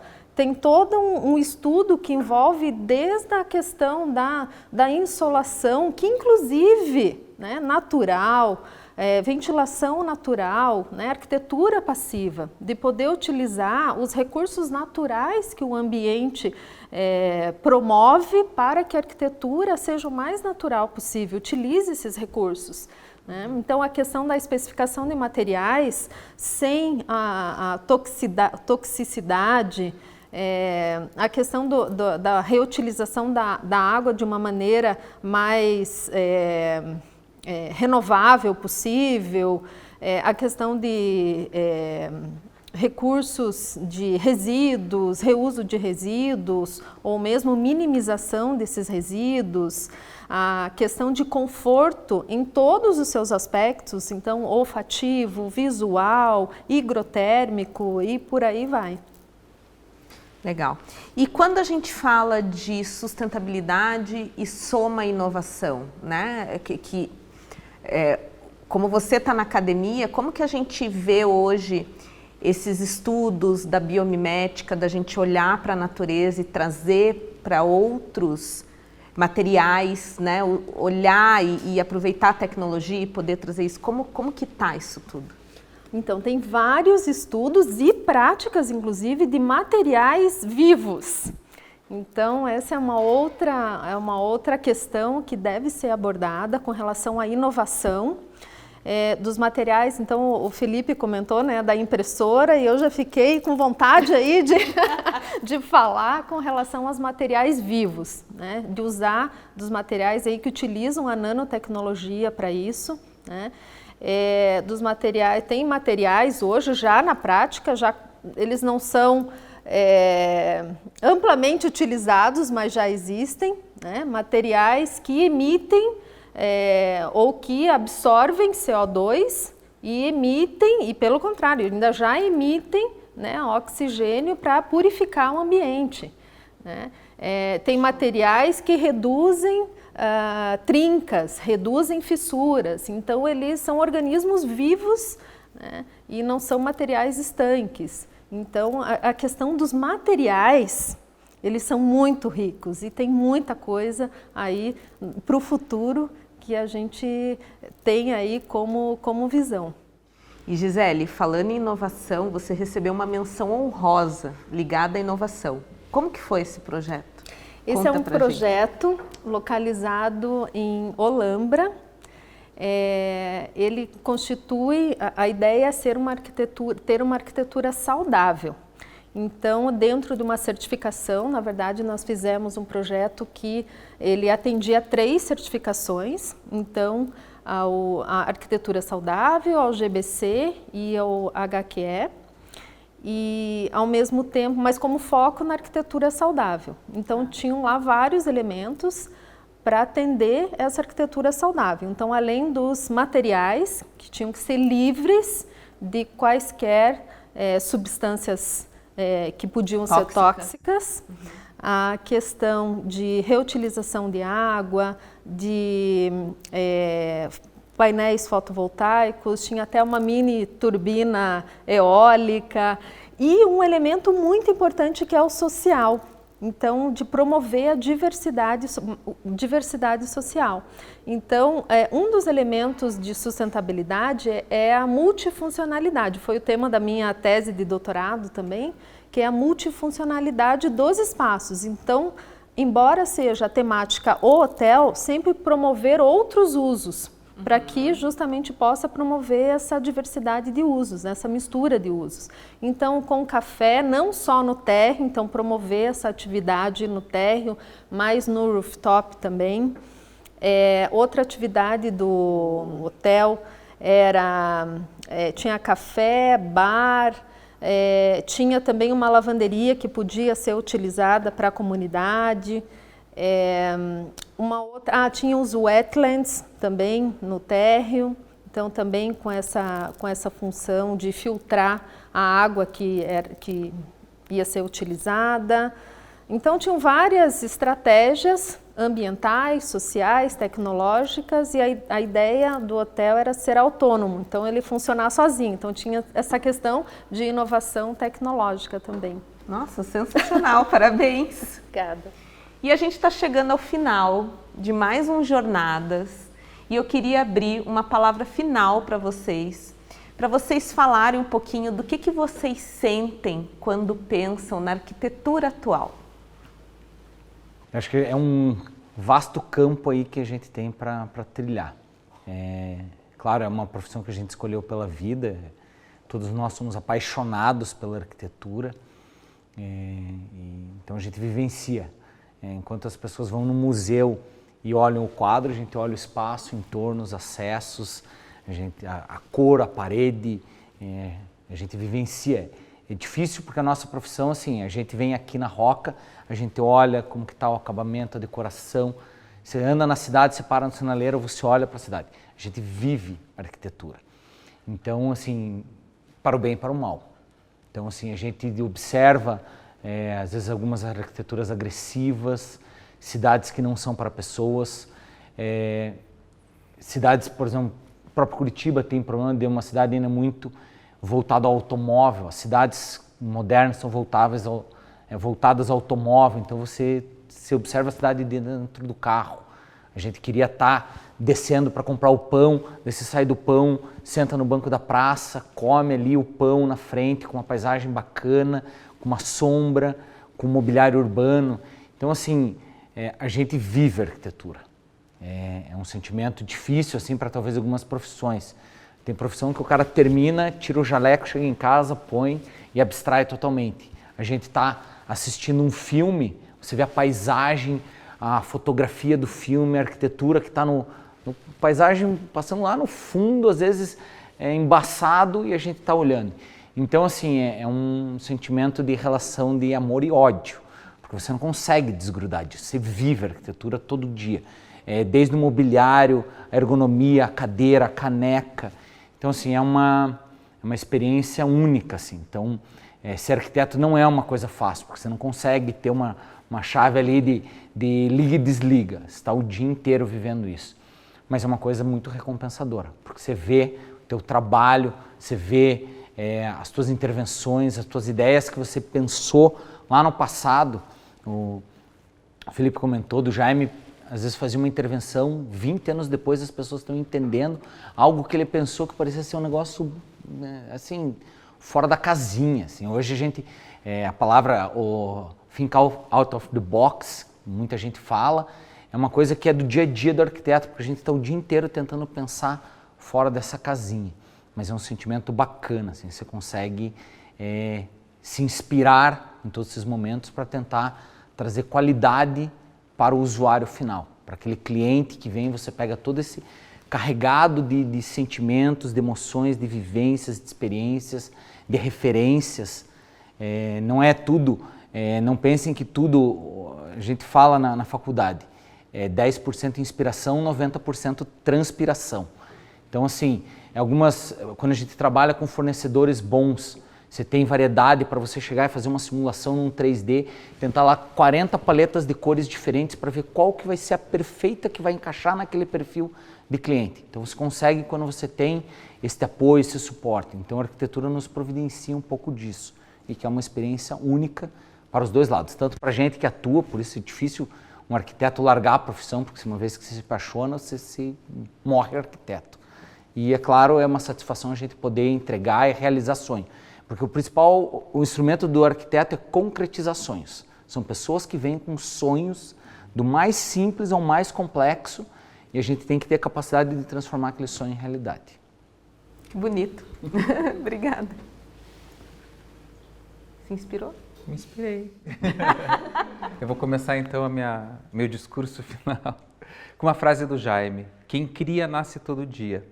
E a nossa profissão tem uma magia, a gente trabalha sempre no futuro, a gente tem o poder de trabalhar enxergando aquilo que vai acontecer, então a gente sempre está trabalhando no futuro, então é uma profissão muito mágica, tem uma magia nisso, um poder e uma responsabilidade muito grande. Então o que eu penso da arquitetura atual é que a gente tem que ter essa responsabilidade, essa noção do que a gente está fazendo. Eu estive semana passada, passei uma semana na Península de Maraú, na Bahia, ainda um pedaço da Bahia ainda pouco explorado, onde tem algumas experiências em alguns hotéis. E fiquei no hotel cuja experiência era absolutamente fantástica e eu, usando tentei entender a neuroarquitetura daquele espaço e percebi que o projeto era tão feliz que ele respeitava aquilo que já estava pronto. Né, os coqueiros, a praia, o mar, a areia, tudo já era lindo, era um paraíso. E a arquitetura veio para complementar, para emoldurar. A arquitetura emoldura. A arquitetura, às vezes, ela tem que ser silenciosa. Te mostro o óbvio, tá lá. Né? A arquitetura, às vezes, tem que ser silenciosa, ela tem que só emoldurar, fazer com que o teu olho preste atenção naquilo que está lá. Então, eu gosto da arquitetura silenciosa, nem sempre tem que ser silenciosa, às vezes tem que ser extravagante, né? Precisa ser extravagante. Mas, como recado, eu gostaria de falar, principalmente para os arquitetos, né, Dia do Arquiteto, que temos a profissão, uma das profissões mais lindas do mundo, porque é essa profissão que tem a chance de enxergar na frente e de pensar no espaço onde essas pessoas, onde a civilização, onde os povos vão viver, né? A gente constrói cidades, a gente constrói a casa, enxerga na frente e tem essa responsabilidade. Pensa no futuro e conta a história também. Muito legal. A gente pensa o futuro e a gente mostra esse futuro para alguém antes disso acontecer, né? E aí, falando dessa responsabilidade que o Felipe falou também, diante de tudo que a gente falou aqui, né, da neuroarquitetura, das tecnologias, da sustentabilidade, olha o tamanho da responsabilidade que a gente lida, né? É muito sério. O Milton que lida com o conselho, então isso é muito sério o que a gente faz, isso envolve muita coisa. E outra coisa muito legal, que os dois falaram aqui, né? A gente não tira férias, né? Mas até não tirar férias é um prazer. E aí o Milton falou, você vai num museu, você vai num restaurante, num hotel, você está olhando o material, mas você está olhando também como as pessoas estão reagindo àquilo.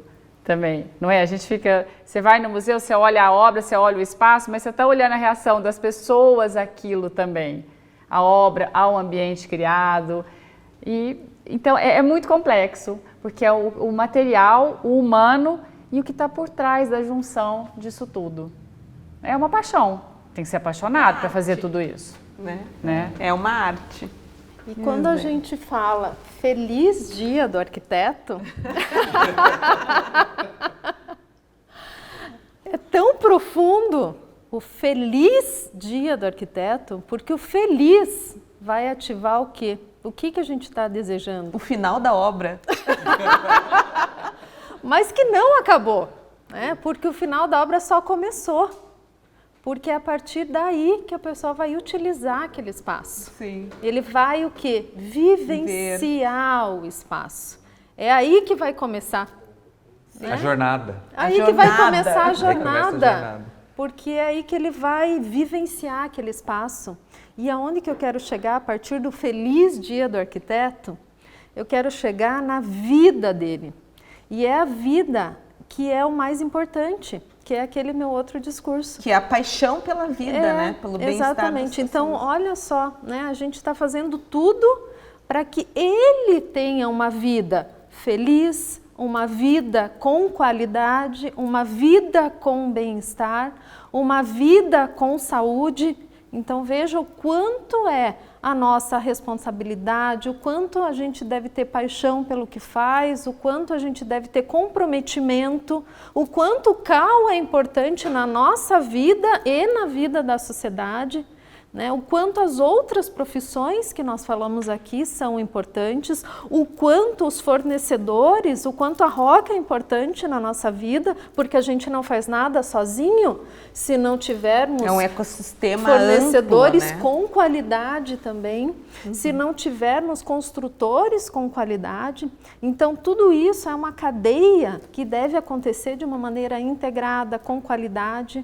O quanto é importante ter e pensarmos e atuarmos, né, de uma maneira comprometida e pensarmos na nossa capacitação constantemente, né? Então, para as pessoas que nos assistem, né, também é importante pensar nisso, né? Assistir às outras jornadas também, os outros programas, né? Então, tudo isso faz parte, não deixar de aprender todos os dias, em todas as instâncias, né? Em todas as áreas do conhecimento, porque uma vai conectando com a outra. E por falar em conexão, né, só para finalizar, as conexões devem acontecer em todos os seus canais, né? Sejam entre as pessoas, sejam com os objetos, porque a gente não vive mais sem as conexões, né? A gente está ligado, é a nossa realidade, né? Tudo bem, tem algum momento que a gente tem que se distanciar, faz parte também da qualidade de vida, né? E isso acontece para quê? Para que a gente possa cada vez mais nos transformarmos, né, e evoluirmos, porque esse é o nosso caminho, né? É o caminho da evolução, cada vez mais que a gente possa evoluir. Muito bom. E feliz Dia dos Arquitetos. Feliz Dia dos Arquitetos. Para vocês. Feliz Dia dos Arquitetos. Para o make-off, contrate arquiteto. Bom, Foi maravilhoso estar com vocês em mais um Jornadas da Roca Brasil Cerâmica. Não se esqueça de continuar nos seguindo nas nossas redes sociais, na Roca Cerâmica Brasil e em Cepa Brasil, e também compartilhar e assistir todos os episódios do Jornadas deste ano. Nós voltamos em 2022 com mais novidades para vocês. Obrigada!